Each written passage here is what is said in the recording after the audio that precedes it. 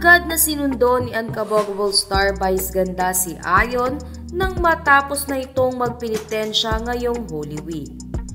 Kakauwi nga lang ni Meme Vice mula sa kanyang bakasyon sa Thailand.